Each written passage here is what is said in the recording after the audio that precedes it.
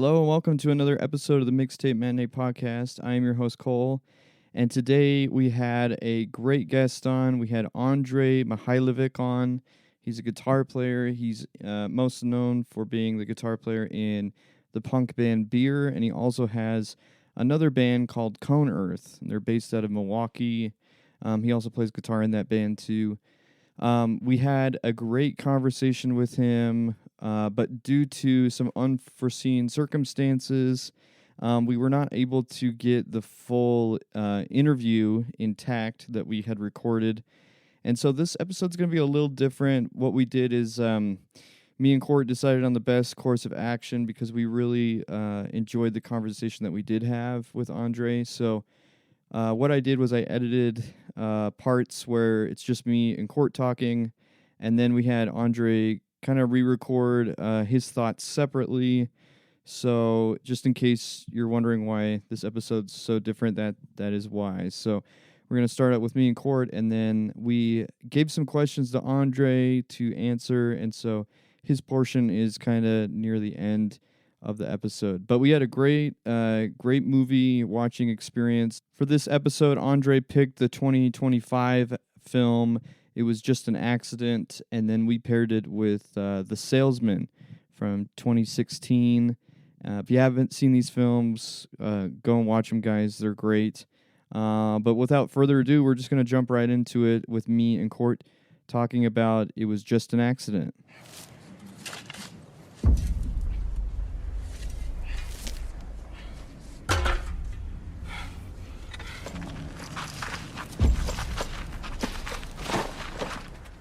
بالاخره گیرش آوردم.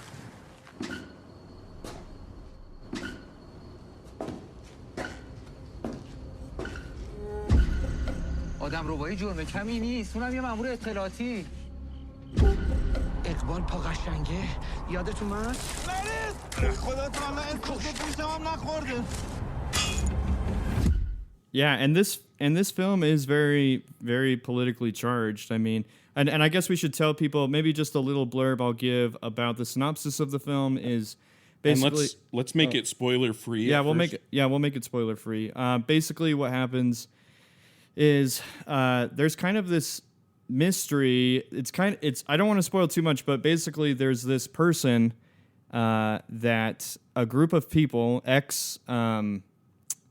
patriots, I guess I don't say not patriots, not expatriates, but people that were taken by the government and tortured. Anyway, they find this guy, and they're not sure if this person is the person that tortured them.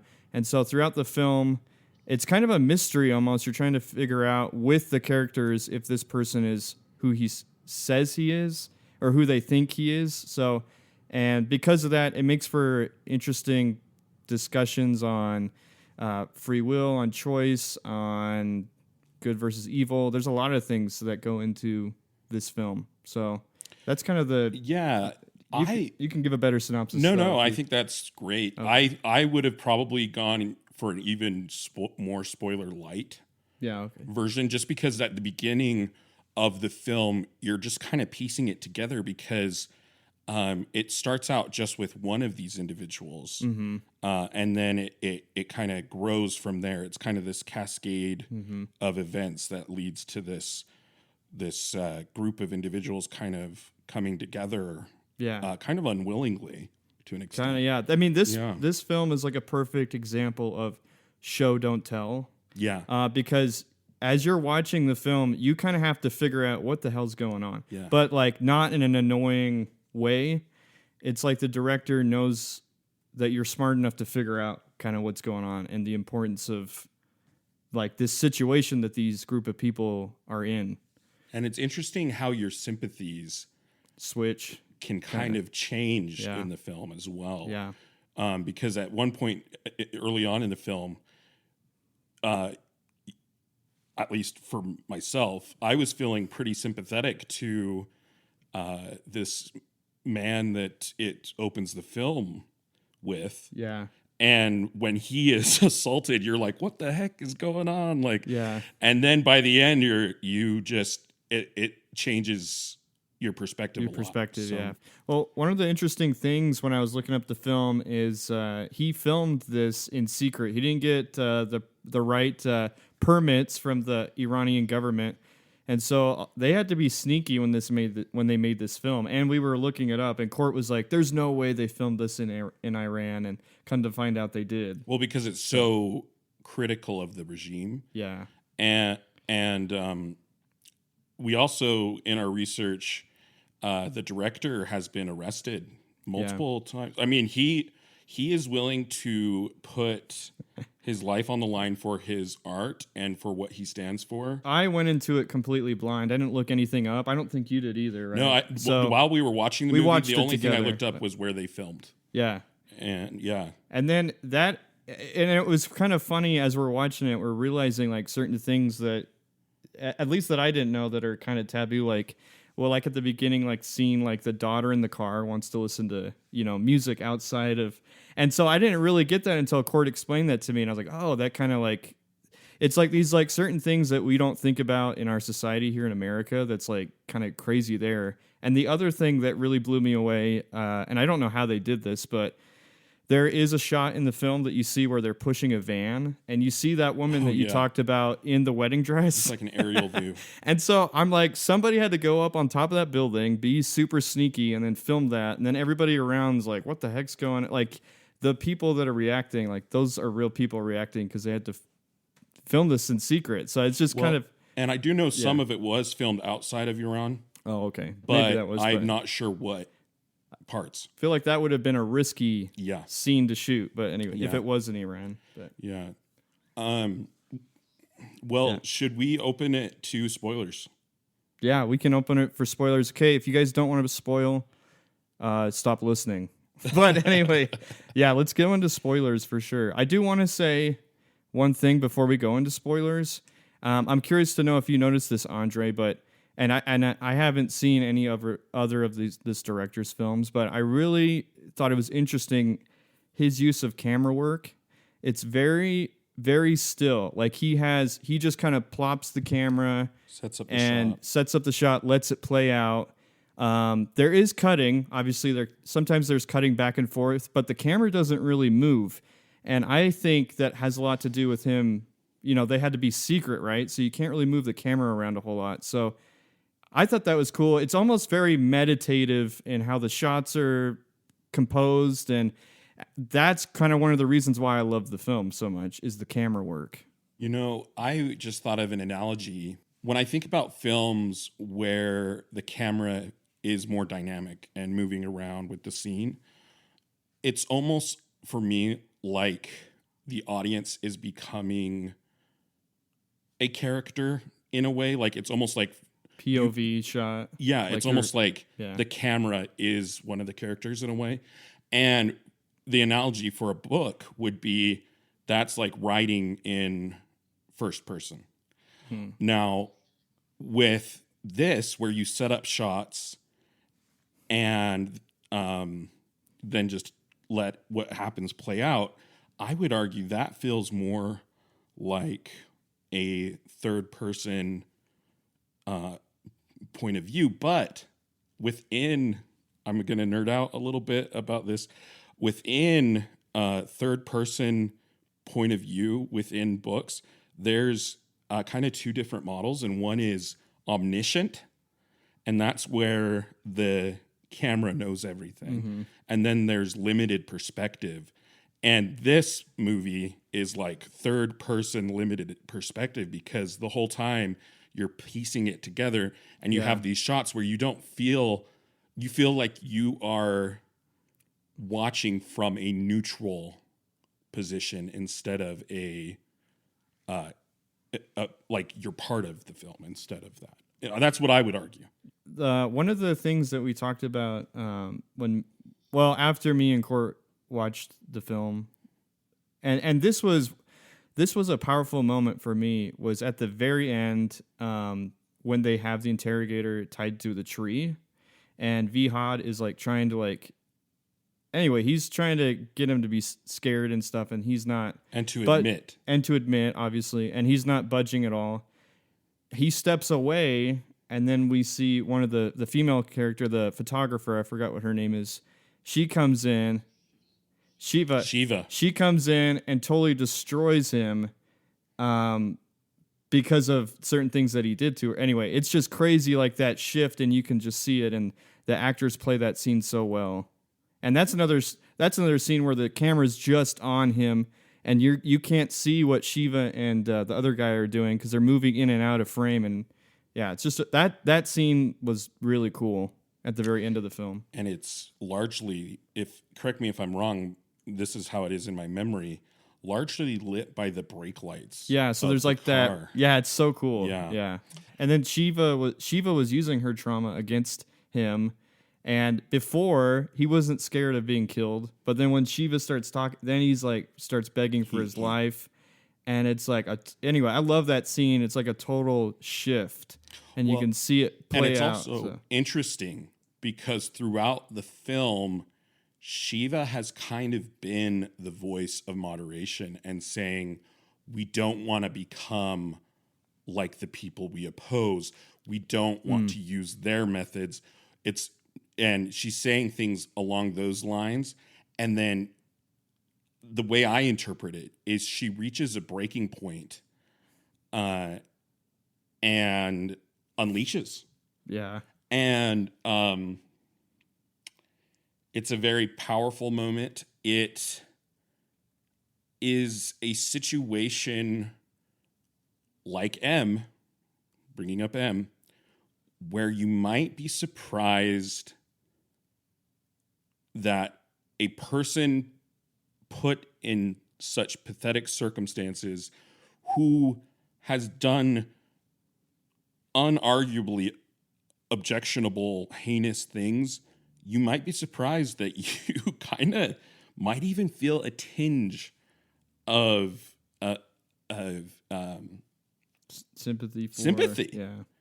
You know, and with M, you know, I don't feel sympathy for a child murderer. Don't get me wrong, but you also feel kind of bad for the guy. Yeah, he's reduced to such pathetic circumstances, where he's got to grovel. Also, there's a tie-in with M where they're operating outside of the law in order to try to secure justice, and kind of arguing about what that looks like.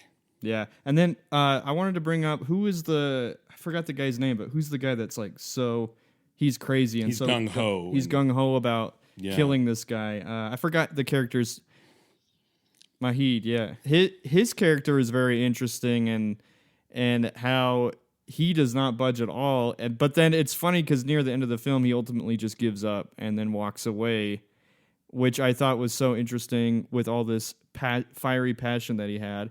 I also thought it was interesting that one scene where he just steals the van and he's like, I'm just going to take care of this, and then ultimately doesn't. So it's just, it's interesting, like the whole the whole thing, that, at least what I was thinking at the beginning of the film, was like about choice and really seeing, I guess, when it comes down to it, what are you going to choose, you know? And like these characters are put into this situation where like they could go to jail, they could get killed, like a lot is on the line. What are they going to do? And so that was like a cool mystery, as well as the mystery of is that guy really the person they're saying he is?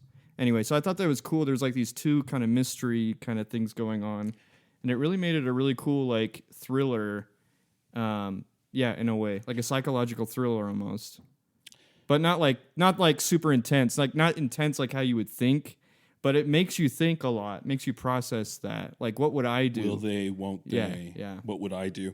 You know, another thematic tie-in between this film and the film we're going to talk about that Cole chose, which fantastic pairing, I have to say, Cole. Thanks. Thank you. Another thematic tie-in is that these people who have been objectively wronged are suddenly put in a situation where people on the sidelines who are innocent but are connected to the wrongdoer are vulnerable. And will they show mercy or will they not show mercy? And for me, I'm getting chills, honestly, right now. For me, that was one of the more powerful moments of this film is the interrogator's wife is expecting a child, and the group of revengees, I don't know if that's a word, Avengers, have his cell phone, and his daughter calls pleading for her dad to come help her mom because her mom has gone unconscious and is lying on the kitchen floor. And we don't know, is this a trap? Are they being set up by, the government? Yeah. And we're right there with those Avengers, though. We're like we've been traveling with these characters like most of the movie, and so we're thinking the same way they're kind of thinking, like, oh, this could be something bad. And ultimately, in this film at least, will they put their neck out for these people who are only tertiarily connected to the crimes that were done to them and who are innocents and show mercy? And the powerful thing, and I think this is kind of one of the messages of the film, is that the thing that does distinguish them from their enemies is they do show mercy to the innocents. Yeah, they have humanity. Yeah. And that was one of the biggest shifts, another big shift in the film, is them trying to help this little girl and this woman that's about to have a baby get to the hospital. It's a very powerful shift, and I think it might be a reason why that one gung-ho guy is like, what the heck, you guys are help, I'm out of here, and then he leaves. So, and that really shows his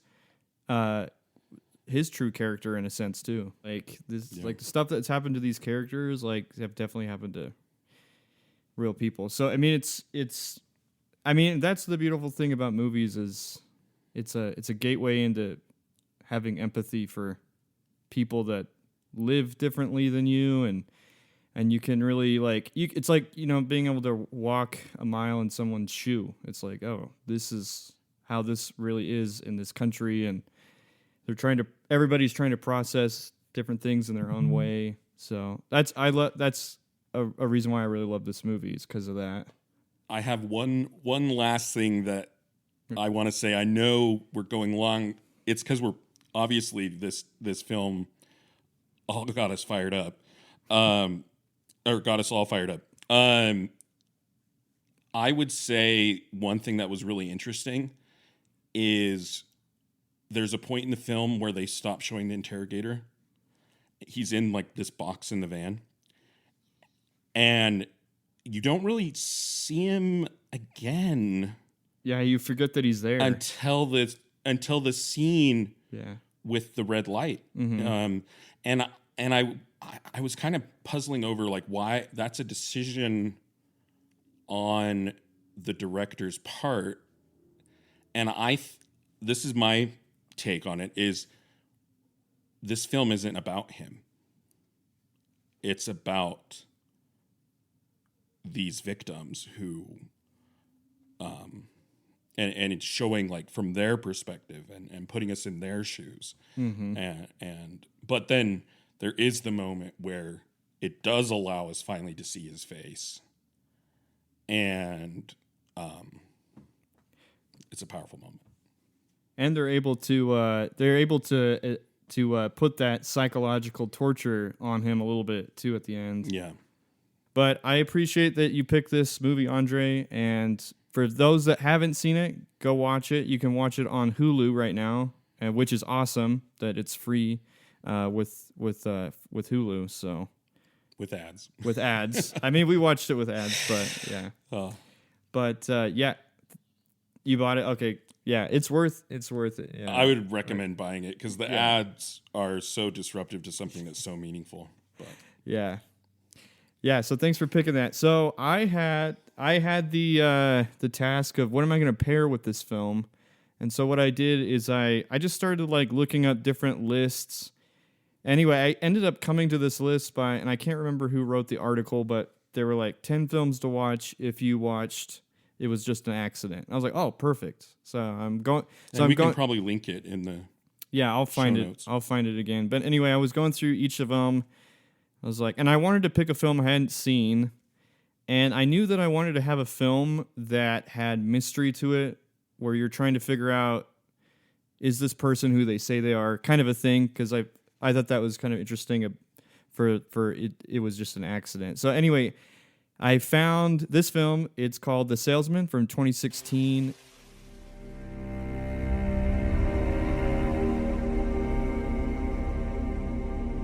Rano.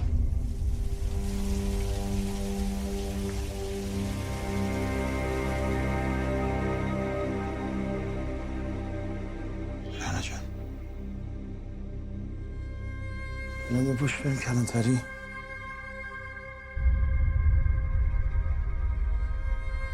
والا ما نمیدونیم چی شو. یه مرتبه دیدیم از بالا صدای داد و جیغ اومد. کنم روش منتظر تو بودم. از پشت دست کرد تو موام. One of the other reasons why I picked it is it's also an Iranian film. And I thought, oh, what a perfect opportunity to immerse myself in Iranian cinema. And it's, fairly new. It's only like 10 years old. And so anyway, that's how I ended up picking it. And then as we watched it, I was like, oh, this is amazing. It's a really good pick. So that's kind of the setup of how I picked the film.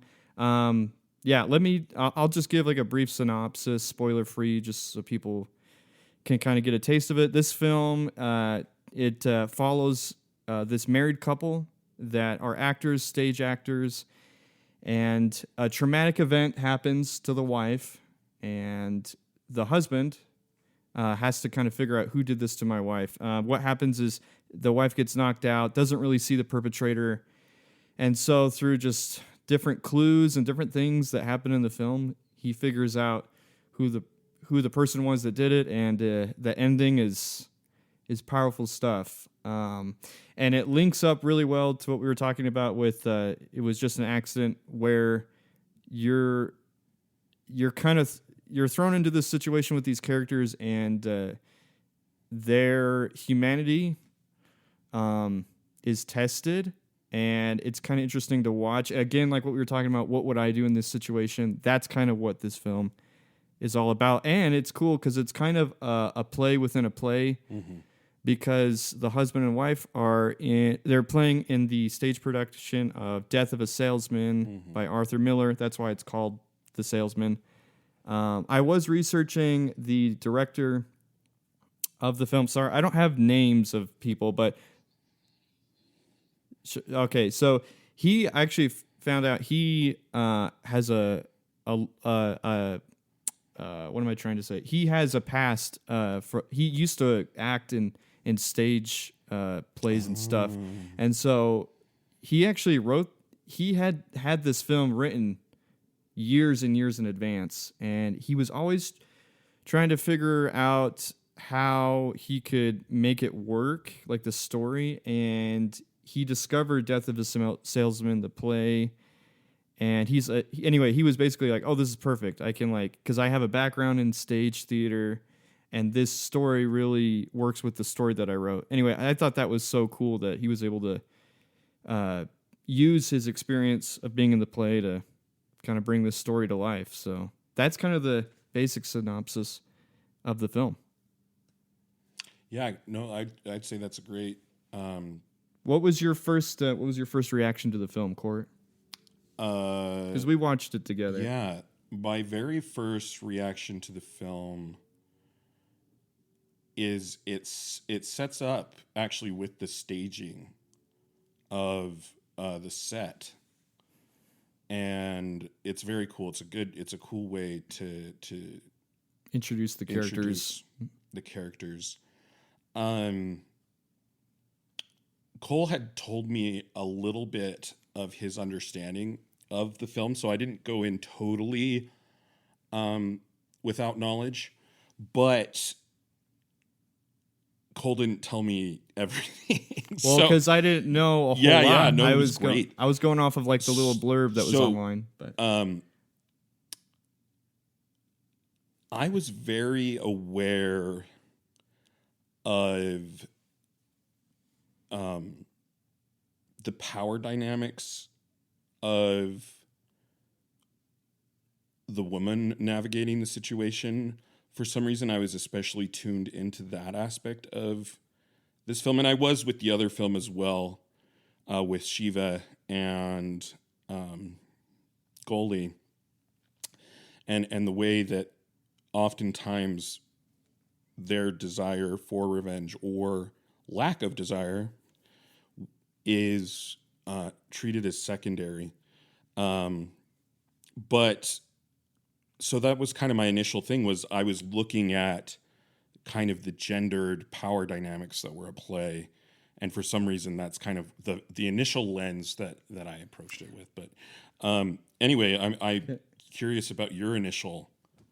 Can I just say one thing, too, Sure. that I liked about this film, and similar to the previous film, is the directors, they give you time to settle in to this world. And I like that at the beginning of The Salesman, it's like, oh, it's a couple. We find out. Oh, I have to correct myself. Oh, go ahead. Sorry to interrupt you. No, you're good. The beginning of the film is not the setting of the set. The beginning of the film is the almost collapse of their home. Yeah, the building. And then after that, it goes to the setting of the set. Yeah. It shows the bed, then it goes to black, and then boom, right? Yeah, so you are right. You are right. Like, the first thing you do see is the set, and you see the neon lights of the stage. Yeah, so basically their house that they're living in almost collapses on them, and there's these big, ugly-looking, just like divisions in the walls, and you're like, is this thing going to collapse? And for me, that's the metaphor of the film is will this house be divided or will it stand? And yeah. Anyway, sorry for interrupting. No, you're good. I just realized, oh shoot, I kind of oversold what happened. No, you're good. I was just gonna say that it brings you into this world because obviously there's like the traumatic event, like they could die in this like building collapsing, but as the movie progresses, it's like, oh, it's this couple, they're actors, they're like trying to find a new apartment, and it's kind of like a slice of life film, kind of in a way. And then, boom! Then it ratchets up. It goes from kind of everyday living to something extreme. Which these things. And by the way, I just want to say for anybody that has experienced any kind of assault, this movie deals with it. So kind of trigger warning for that. But things like this happen all the time. People get assaulted, and so it is kind of like the building almost like falling. It's like, oh, this traumatic event, it just totally changed my life. That's how I viewed it. Like this earthquake. I think it was an earthquake, or anyway, they might die. It's similar to also being assaulted. So, but yeah, once that event happens, the whole movie switches in tone and everything, and it's just a really interesting look into human. It's like the previous movie. You know, it's about choice, and you're following these characters. The husband, he wants to choose something different than what the wife ultimately wants, and so there's that conflict, which I thought was also interesting in the film. I do want to say one more thing on the kind of the gendered perspective on this, and that is, you see how part of what is placed on the victim, this woman who's a victim, is the scrutiny of her neighbors because she opened the door and let the intruder in. And it's because she was doing other things, was distracted, thought it was her husband coming home. And I couldn't help but wonder. Well, no, I didn't really wonder. I presumed that part of that is there's a scrutiny placed on women who are victims, where they are treated as complicit in their own assault. And that's really hard. And it's really heartbreaking because at one moment, the husband himself is saying, like, you need to clear your name to the neighbors, basically. And she's like, why? Like, that's what you care about? And it just, woof. Yeah. Okay. There's a lot of hard-hitting moments in this film. And I think we can move into the spoiler section now. So if you don't want to be spoiled, don't listen. So the big kind of reveal is that we find out, that this apartment that this couple got used to be a person, a lady of the night that would have men over a lot. And one promiscuous, yeah. And so we find out that there's this elderly man that would come by, and we find out that he is the one that assaulted the wife. But the thing that's really cool, and it subverts your expectations, is you assume that it's the old man's soon to be son-in-law. And it's interesting because you in real time are reacting the same way as the husband and wife, realizing like, oh, well, I guess more of the husband, the husband at first, but the husband realizes, oh, it's this older guy, and because of his age, you kind of, anyway, at least for me, my feelings kind of changed a whole lot because it was like, whoa. Anyway, because you start thinking about it differently just because of his age, and you find out that he's like sick and he's not in good health, and it's crazy. I just had a thought that whereas it was just an accident, that movie's very politically charged. It's very centered in what's going on in Iran. This film, though, is dealing with something that happens almost everywhere, right? Like women are sexually assaulted or physically assaulted daily everywhere. And that's something that I thought was interesting. Like The Salesman, I feel like is more, a lot more people can, they kind of know what this woman's going through, I guess is what I am trying to say. There's a couple of things that as I'm reflecting on the film are moving me once again. And before we talk about the ending, I just want to bring these up real quick. You're right. I'm a softie. I'm like trying not to tear up or even cry. So there's this moment where she takes the stage after the assault. And it's the fight between the husband and wife in Death of a Salesman. And suddenly it becomes real for her. And kudos to this actress. Yeah. Phenomenal, subtle performance.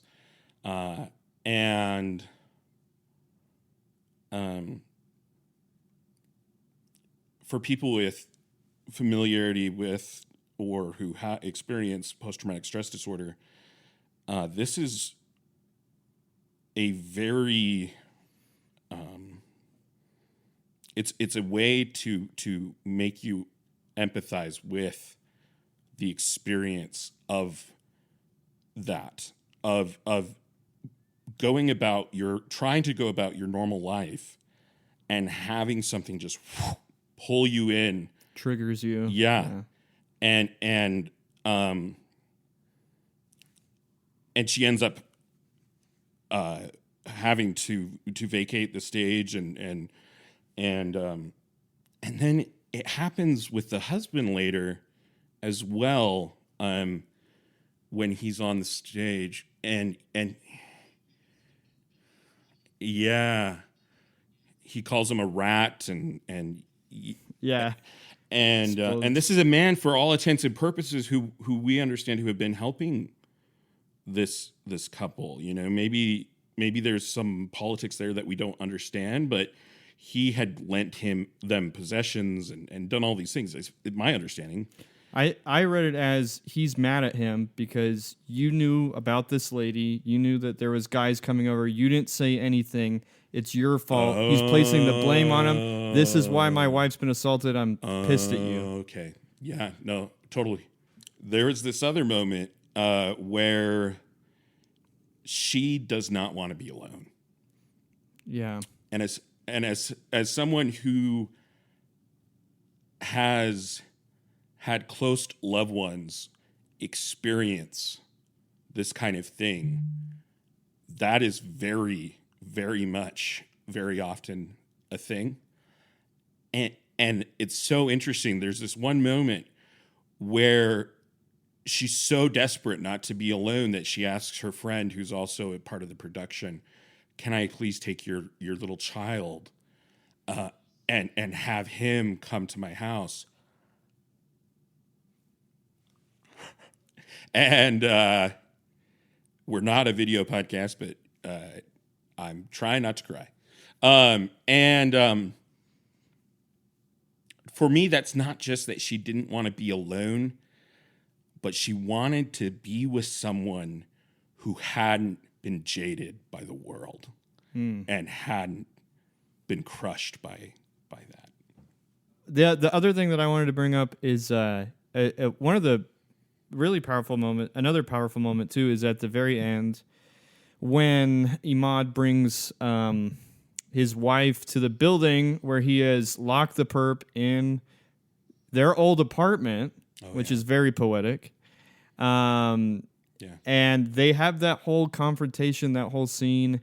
The actor that plays the perpetrator, he plays it so he plays it so well. I mean, the acting, all the actors in this movie are great, but just how his face, the facial stuff that he does, and you can tell, like, oh my gosh, don't tell my wife, this is gonna ruin my life. And he in that moment, he's just so pathetic. And then I mean, we kind of talked about it before, but the scene where Iman tells him to take his shoes off, he looks so pathetic and beaten down there. And but the thing that I thought was so interesting about that final ending part of the film is the interaction that the wife has with the perp, which in real life, like, having to face the person that assaulted you is, I haven't experienced it, but I can imagine that's a difficult thing. And I just think that just the whole interactions between those two characters and actors is just so well played, and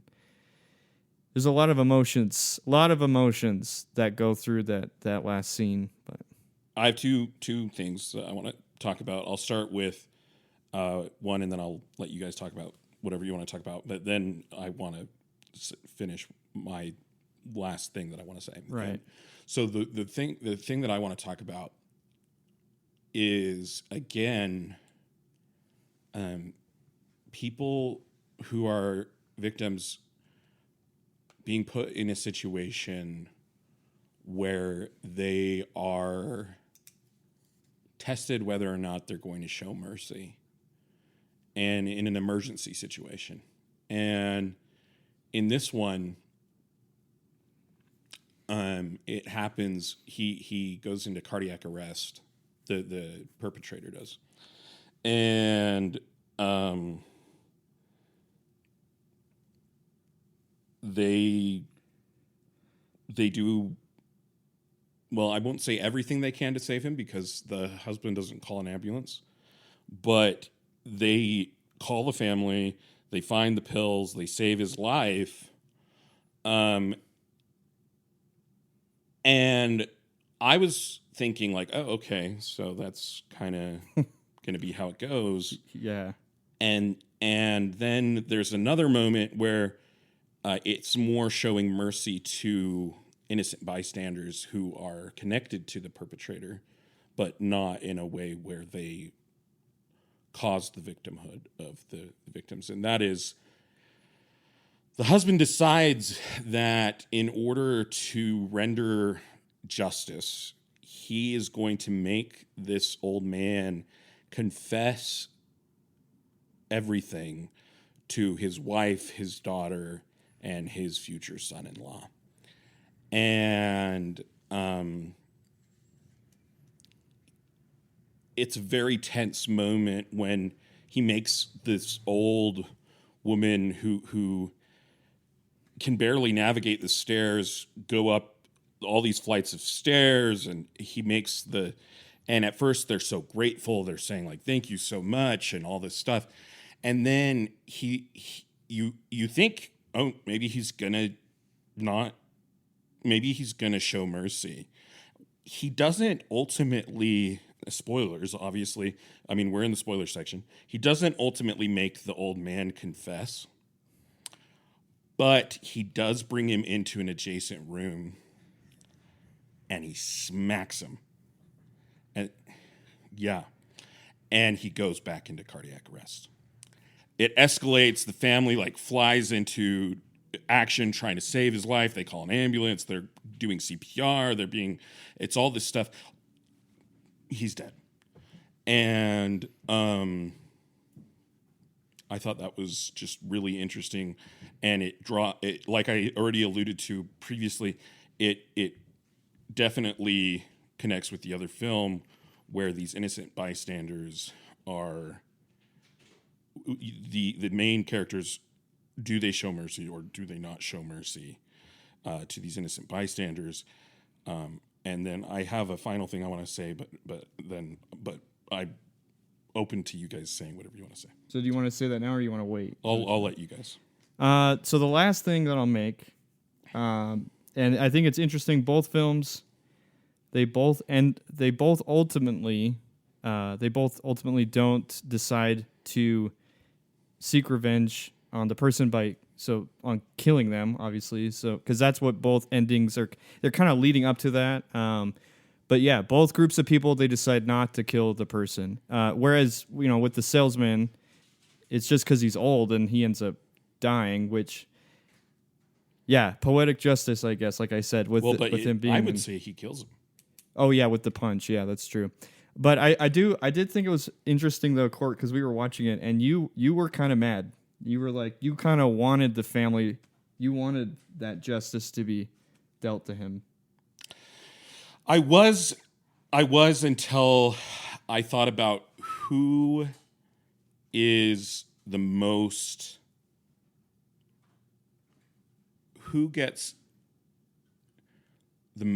say in how justice is done here. And in my opinion, after thinking about it, because I was mad at first. Yeah, that was your... Yeah. In my opinion, it's the victim. And the fact that she was objecting to it, and yet her husband couldn't let it go. Yeah. And at that point, he's not doing it for her. Yeah. He's doing it for himself. Right, yep. He's being selfish. Mm-hmm. I thought that was a powerful moment, too, in her letting go of it. And then just, like, the look on her face, like, when he's dying there on the steps, and, yeah, there's a lot going on in her face. Like, that actress did an amazing job. Like, that part blew me away, too. I'll say my last thing. Oh, yeah, go ahead. My last thing is this, and this is kind of the last thing that I'm going to take away from this film. The woman who is absent throughout the film, the prior tenant of the apartment, is blamed throughout the film for the actions of men, even in her absence. And I just wanted to bring that up. I think that reveals a truth that we have to face, and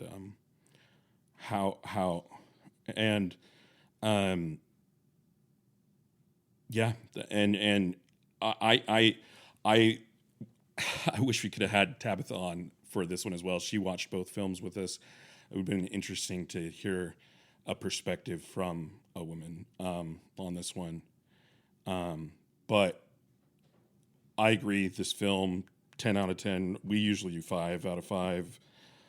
Same with the other film. I don't give perfect scores, really. You know that. Like,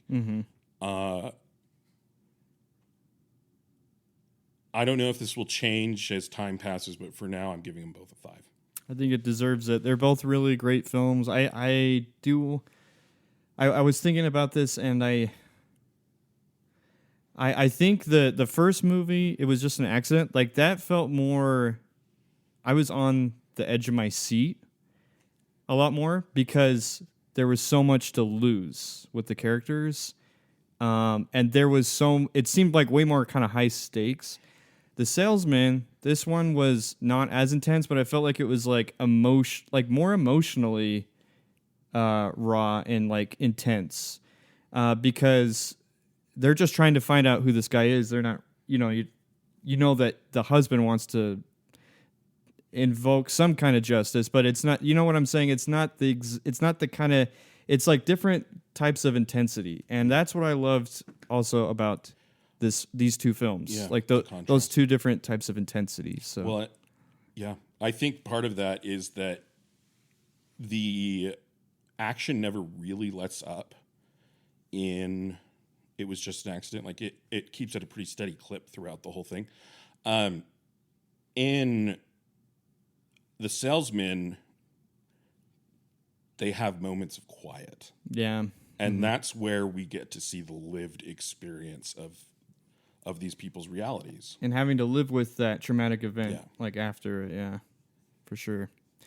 Well, if you guys haven't seen these films, go watch them. We highly recommend it. And now we're going to have Andrei give his thoughts on both of these films. Well, I'm sure I've been introduced at this point, but this is Andrei from Beer and Cone Earth. Cole sent me a list of questions. I am not going to prepare any. I didn't prepare any answers for these questions. I want to just read them spontaneously and off the cuff, and give an off the cuff response. So that's what I'm going to do. Okay. Starts with a pretty easy one. How did my band Cone Earth form? That is a project that started in 2022. I moved to Milwaukee from Charleston, South Carolina. I'm a librarian. I got a job at Marquette. I disavow Marquette as an institution, but I do not disavow the institution of librarianship. Anyways, I moved up. I made friends with my upstairs neighbor in the first apartment I lived in. Turns out he was a drummer. Thought maybe we should start a band. Met a bass player at a Halloween cover show. And then my buddy Ram moved up. So it's me, Christian, Max, and Ram. We do Cone Earth. Ram is on guitar and keys. Christian's on drums. Max is on bass. And I have a ton of songs. I have a ton of songs, or a few of those songs that I wanted to play live. In general, I just miss playing live music. So this band sprang out of that. And I find titles hard. I have a band name list I'll probably publish someday. It's got about 50,000 plus band names on it. But that kind of speaks to my discomfort with any one symbolic identity. So initially, I'm like, oh, what am I calling myself? And it feels fake. So Cone Earth is the name of a song. So I was like, it's short and sweet enough. And it feels like a reference to Coneheads and one of my favorite bands, and how egg punk is everywhere. And of course, I'm in an egg punk band called Beer.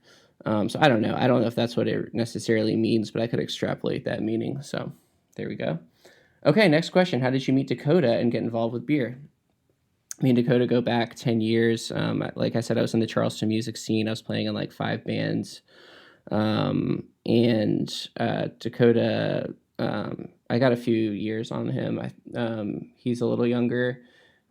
So he was kind of going to college while I was just in my 20s playing in bands. He was, I think, a fan of some of those bands.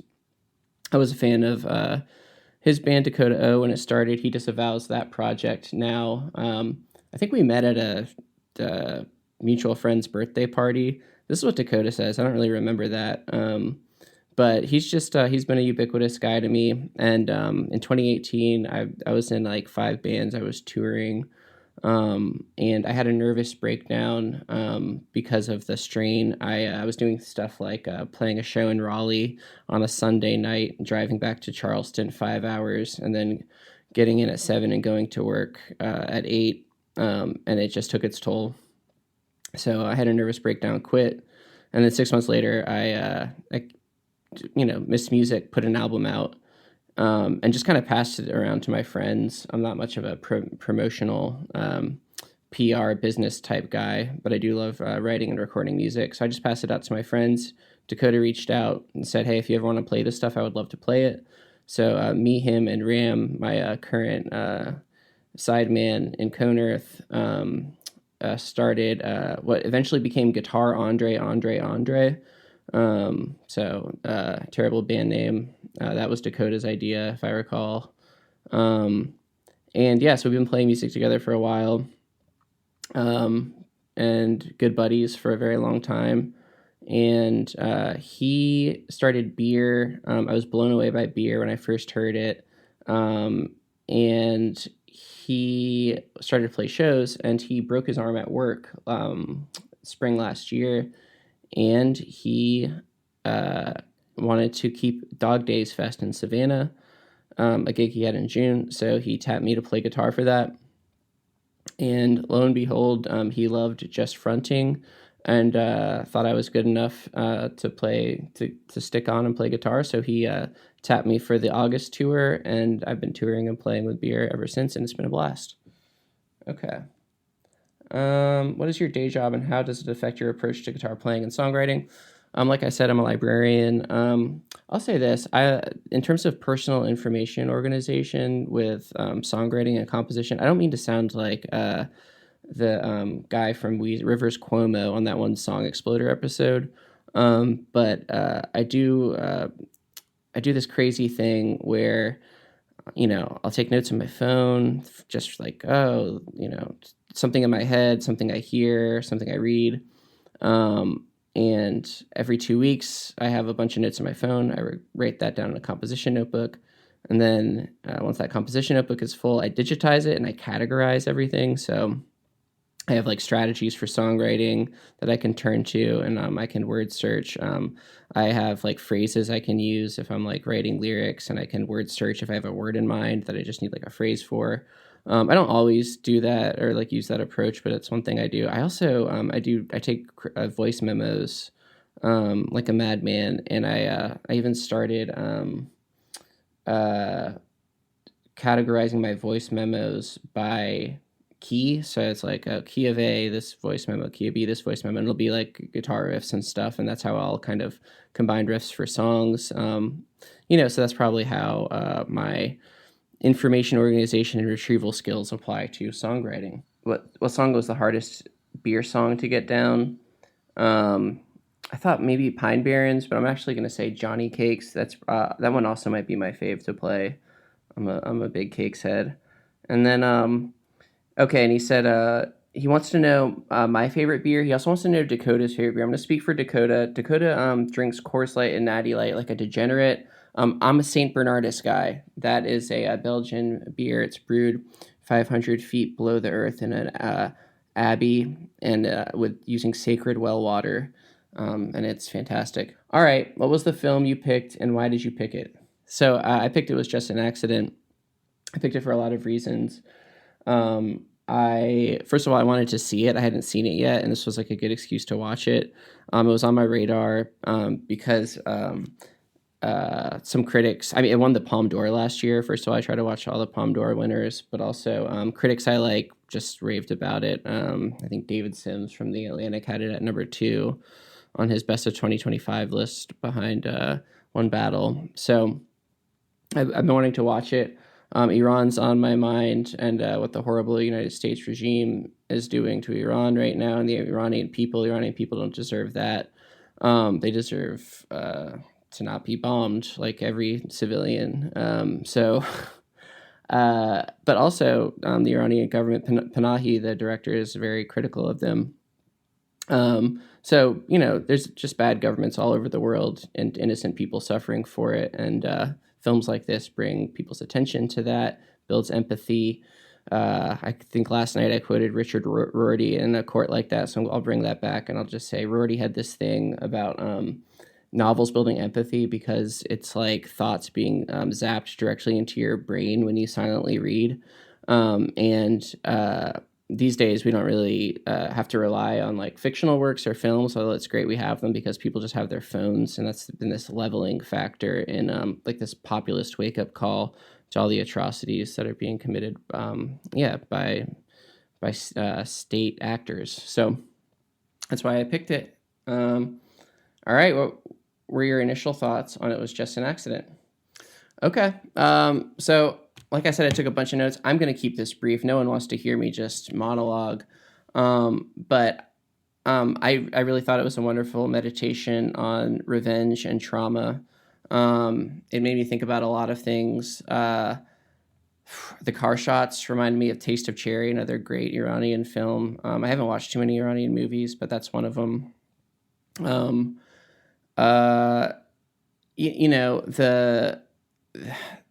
The when he gets buried alive, I thought of The Vanishing. It's one of my it's a terrible, or he gets threatened to bury the guy alive. I thought of The Vanishing. That movie kind of traumatized me in terms of what that would be like. So many great themes. I don't know. The memory thing of like you're burying your ideals. That Fahid and Salar kind of talk about. Salar is kind of this voice of reason. I don't know. I'm getting into like weird plot notes here. But I'll just say like it's a masterful film. I enjoyed so many different scenes, and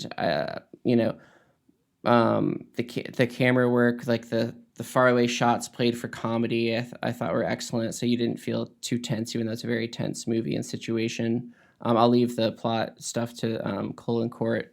One of the scenes I really loved is when he meets Shiva, and there's all these blackbirds circling, and there's nothing but diegetic sound throughout the movie. There's not really any music, so you just hear their squawking throughout those scenes, and it's very ominous, and it goes really well with the setting of like there's these women in hijabs and like these high stone walls, and I don't know, and the blackbirds. It just all went together very well. I do appreciate how the movie makes a statement on trauma and revenge. When Salar is talking to Vahid, he's like, take care of your kidney, and Vahid's like, I need to actually take care of this revenge thing, because it's like this mental weight that he has to exercise. And of course, revenge is never satisfying. Nothing is ever really satisfying. In the ethical dimension.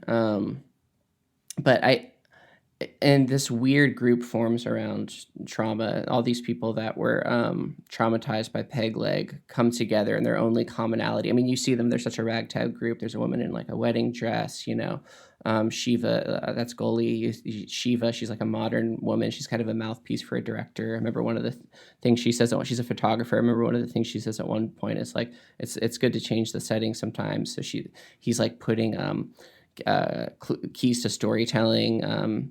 She's like a mouthpiece for keys to storytelling for Panahi. I thought that was really cool. The other director does that as well. So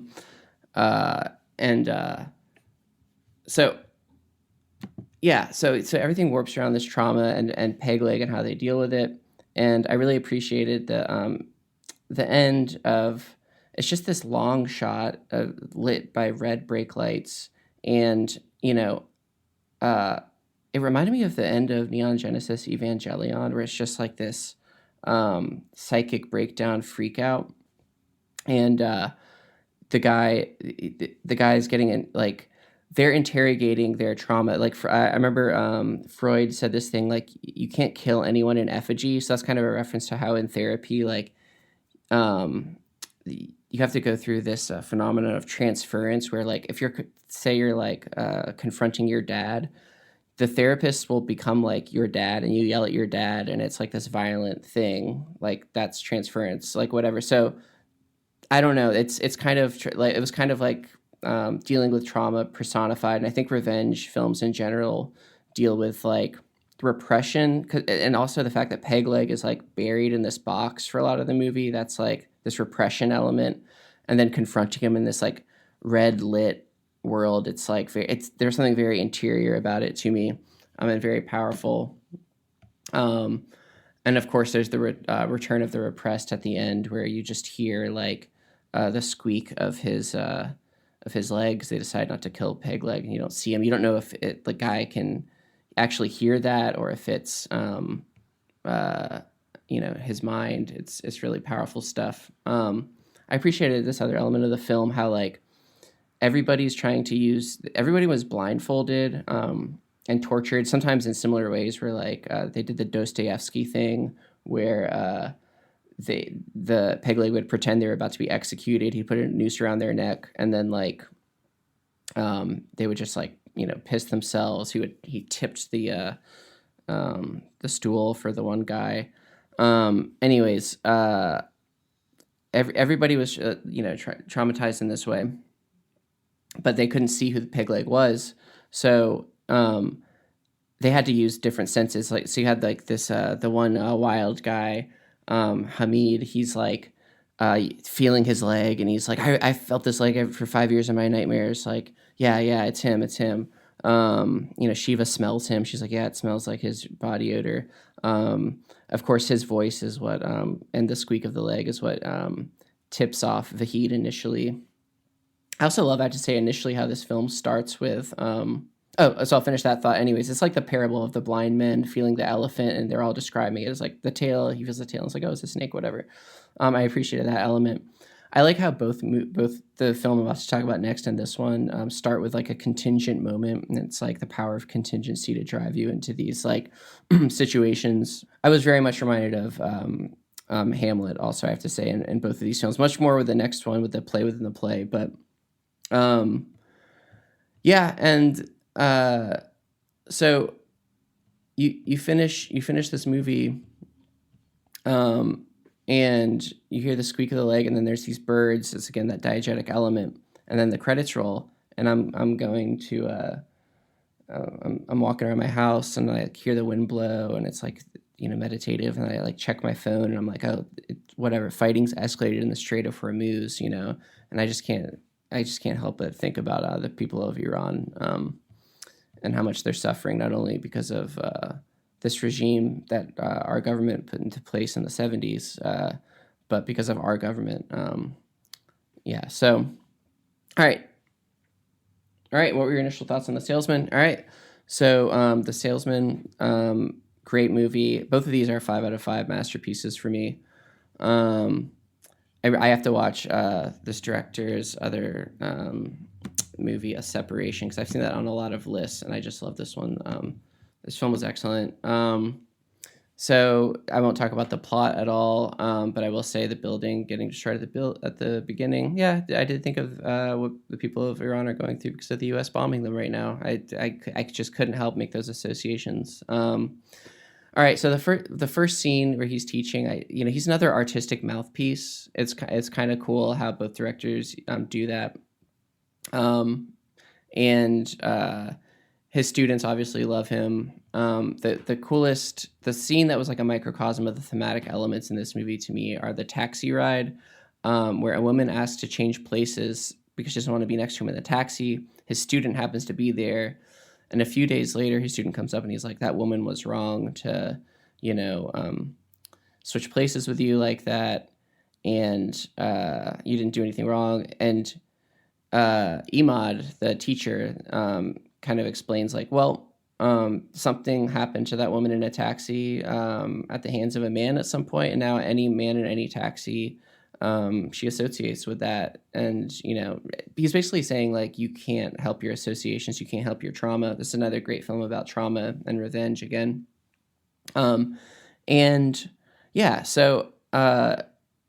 but then when this horrible thing happens to his wife and he's dealing with her trauma, like she can't be in their apartment alone. She can't go to the bathroom. He's not very understanding. So it was, you get all these glimpses into maybe like the dynamics in Iranian society through both of these movies, like all the bribing, and it was just an accident. And then and some more like feminist angles in this film with how some of the female actors are treated on set and like laughed at occasionally, and like also the censorship involved is in their staging of Death of a Salesman, and it's kind of a sneak peek. So this film was incredible. I love a play with a movie with a play within a play. Again, there's this Hamlet element.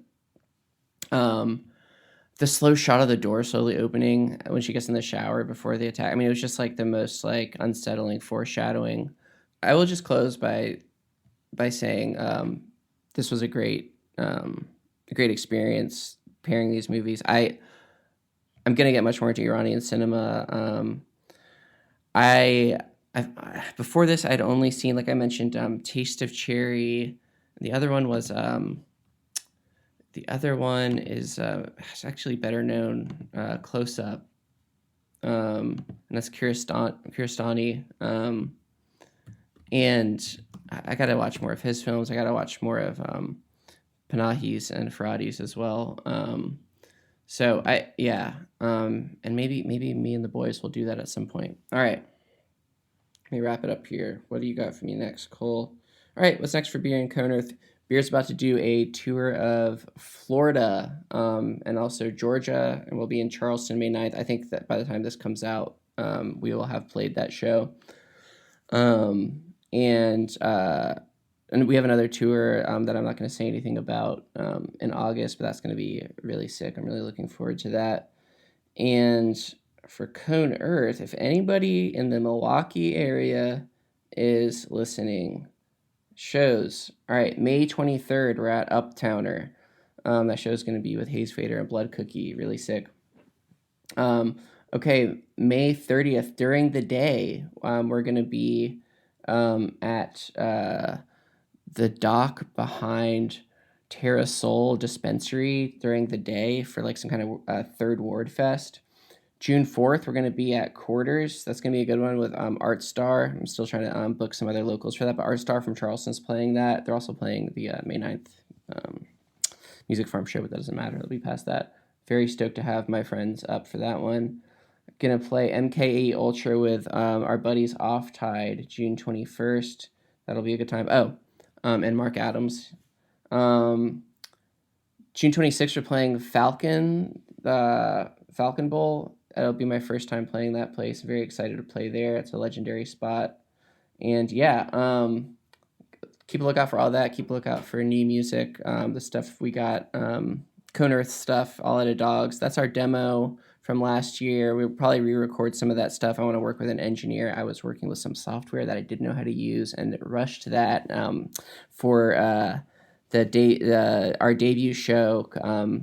That was in the middle of the beer tour. It was a beer Cone Earth show. So I'm over-explaining, but, anyways, look out for some new recordings from us and new recordings from beer as well. I know Dakota's working on some new music, and Mike King never misses. All right, love you guys. Talk to you soon. Bye-bye.